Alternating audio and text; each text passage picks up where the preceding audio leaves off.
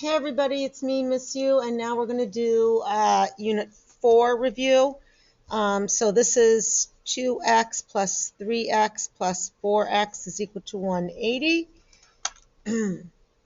And that becomes 7, 8, 9. 9x is equal to 180 divided by 9. And I get x is equal,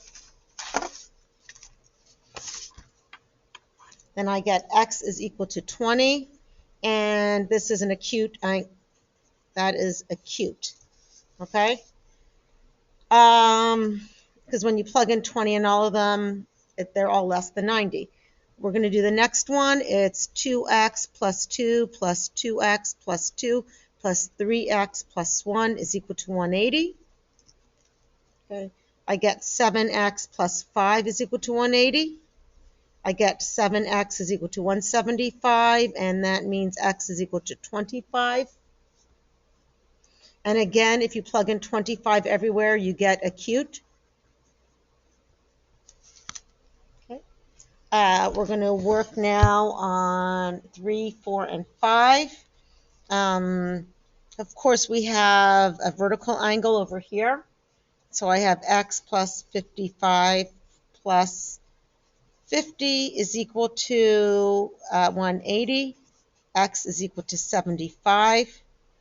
Find the, okay, this is acute. And this one over here is how we do this one. I just want to make this a little darker. You start off with 32 plus 90 plus y. 32 plus 90 plus y is equal to 180. That's y is equal to y plus 122 is equal to 180. And y, subtracting 122 from both sides, I get y is equal to 58. Okay. Once I have y is equal to 58, okay, we're now going to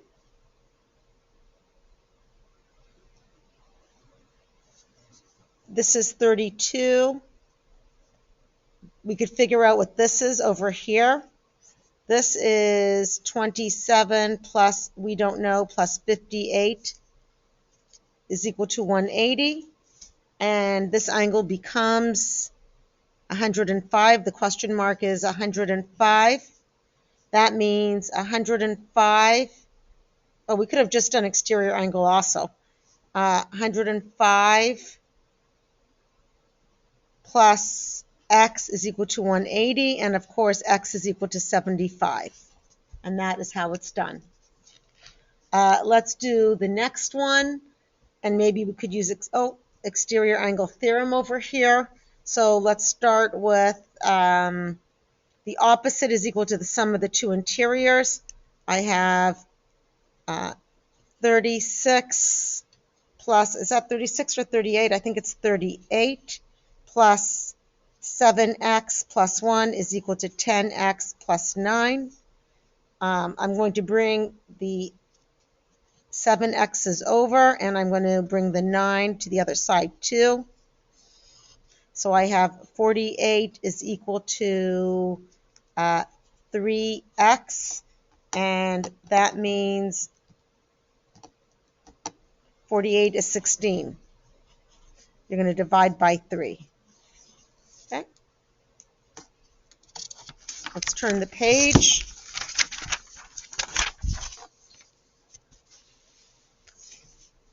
Okay. What I have going on here is we're going to look, it's pretty easy to see angle 6. So it's angle 6 plus 40 plus 90 plus 20 is equal to 180. And that gives us what angle 6 is. And angle 6 is 60 degrees. Okay, this becomes 150. 90 plus, let me see, 90 plus 20 plus angle 6 plus 40. So let me see what that is.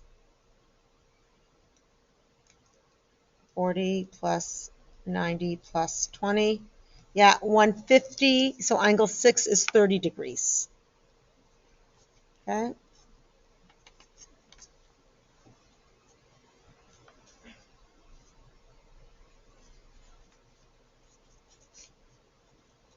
Okay. Now we could figure out angle 4 over here. Once we figured out a 4, we could figure out all the others. I have 40 plus 20 plus angle 4 is equal to 180. So angle 4 is equal to 120. Okay. If angle 4 is 120, then angle 2 is 120. If angle 2 is 120, then angle 1 is 60. And angle 3 is 60. And for angle 5, I have 40 plus 110. 40 plus 110 plus angle 5 is equal to 180. That means angle 5 is equal to 30. Okay.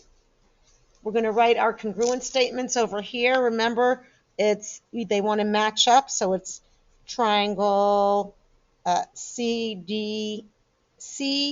So no, I'm going to start with D. CDEF. CDEF is congruent to triangle HIJK. Over here I have triangle GDE is congruent to triangle EFG. And here triangle XYW is congruent to triangle ZYW. Okay. We don't do 15 for number 16. We want to find out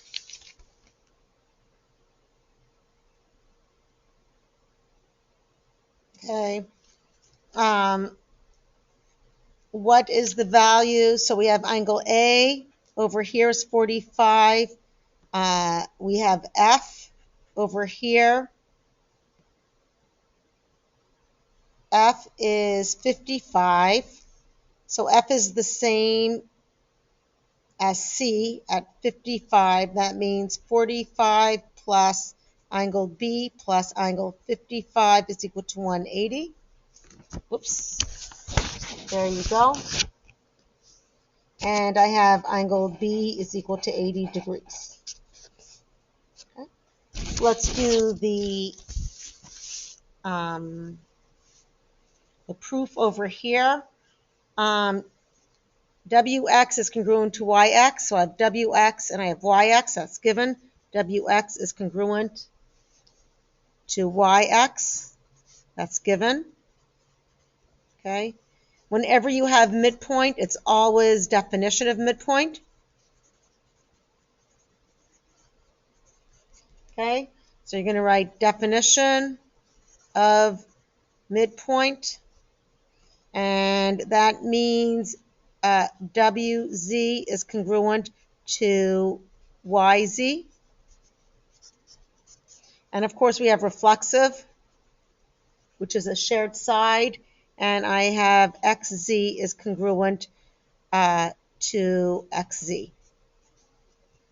Now we could have our statement. Our statement says WXZ is congruent to YXZ, and that is SSS. Okay. This one over here, this is hypotenuse leg. We want to see how they're congruent. Hypotenuse leg. This is A. I'm just going to highlight one triangle because I think they're difficult to see. And here you could see that this is SSA.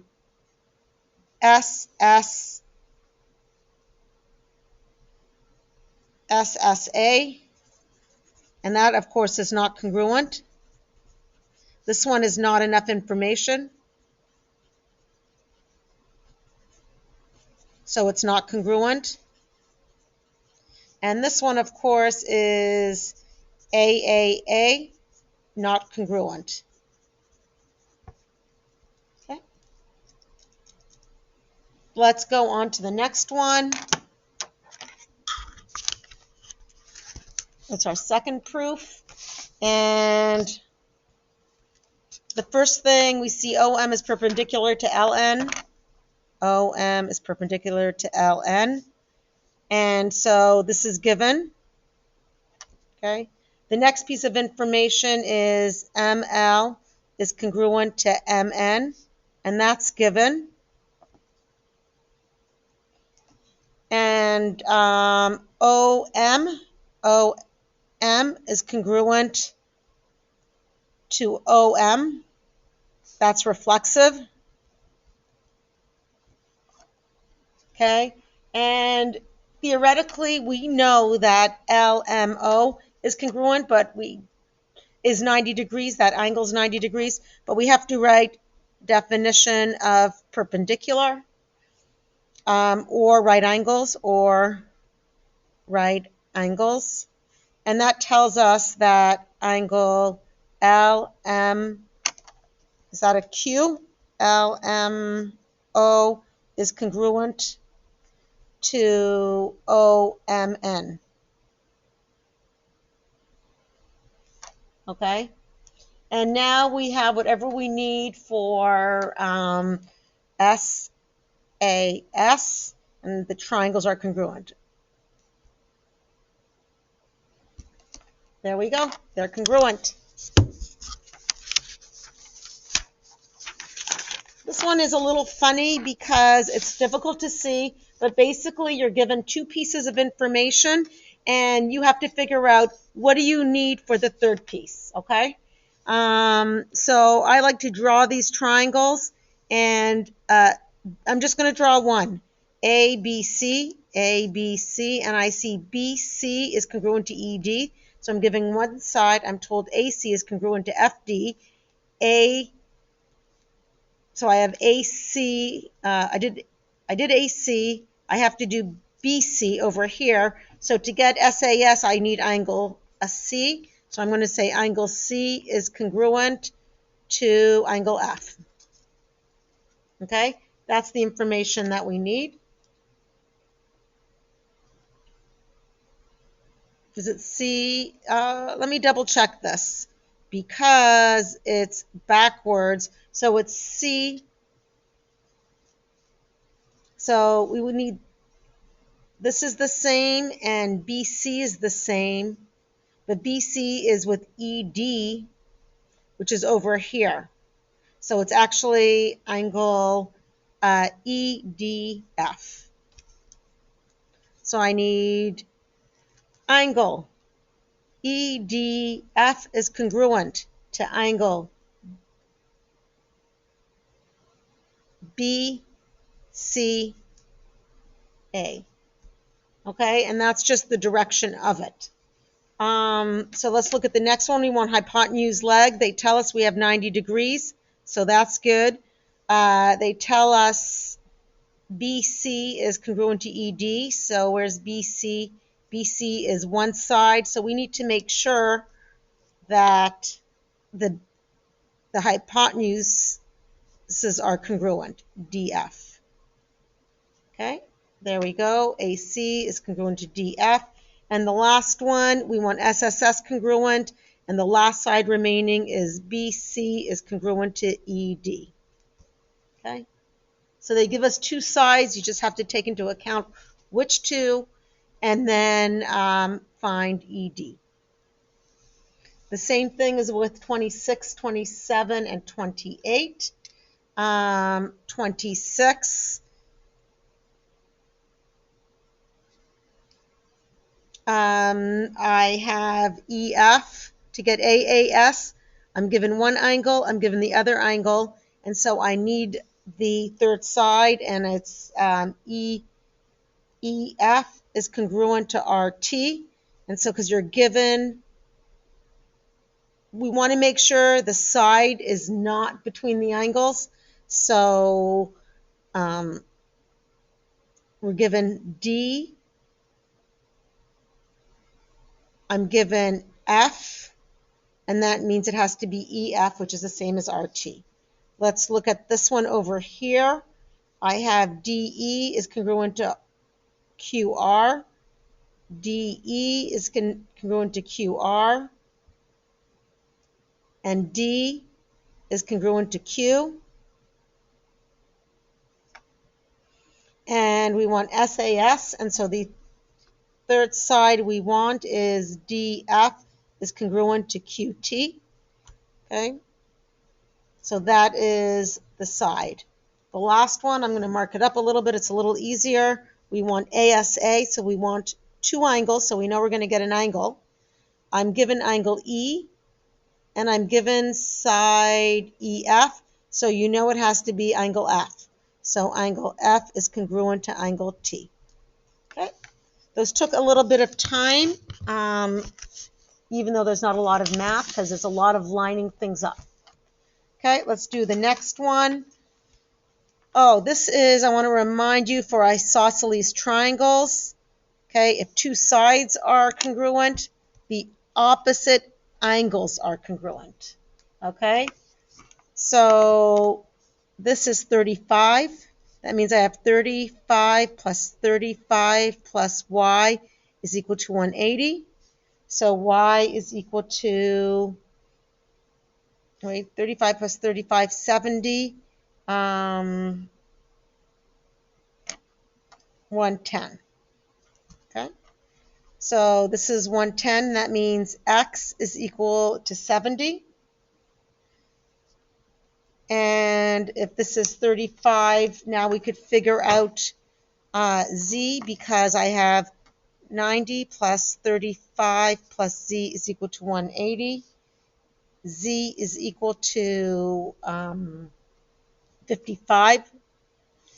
And we have an outside angle here. So using the outside angle theorem, 110 plus 35 is equal to angle W. Plus 110, 35 is equal to 145. And nothing, oh yeah, I did show. Okay, great. Let's do the next problem. Again, this is 90. We have to, this is 60, this is 60, and this is 60 because they are equilateral. 1, 2, 3. And once we have 60 over here, you know this is 30, you know that's 30. Okay, so now I just go 30 is equal to 7y plus 9. 30 is equal to 4x minus 2. Here I have y is equal to 3 and x is equal to 8 once it's solved. Okay, let's do the next two, and then we're done with the unit. Okay. What we have going here on here is an isosceles triangle. Remember, the opposite sides are congruent. So I could do 4x plus 3 is equal to 8x minus 15. I get 18 is equal to 4x. And now x is equal to 4.5. Let's do it over here. So where's, oh, I see my isosceles over here, here, and here. And I have 64 plus x, because this is x. This is my isosceles, my two equal sides, my two opposite angles, is equal to 180. 64 plus 2x is equal to 180. I'm going to subtract 64 from both sides. I'm going to get 2x is equal to 116. Okay, and x is equal to 58. To get z, I all of a sudden I have 90 plus 58 plus y is equal to 180, and I have y is equal to 32. Okay. And that is the end of Unit 3.